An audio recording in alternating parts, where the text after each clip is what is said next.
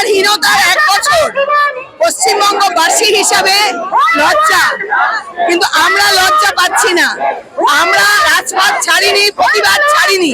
আমাদের এইটাই হাতিয়ার, এই হাতিয়ার আমরা এখনো ছাড়িনি। এবং এটা মনে করলে ভুল হবে যে আমরা ভুলে গেছি, আমরা ভুলেও যাইনি। এই নারকীয় হত্যাকাণ্ডের অপরাধীদেরকে শনাক্ত করে শাস্তি দিয়ে তবেই আমরা থামবো। কাজেই আজকে এটা হচ্ছে, কালও কিছু আছে, 14 তারিখেও আছে, এরপর সারা বছর ধরেই কিছু না কিছু প্রতিবাদ থাকবে।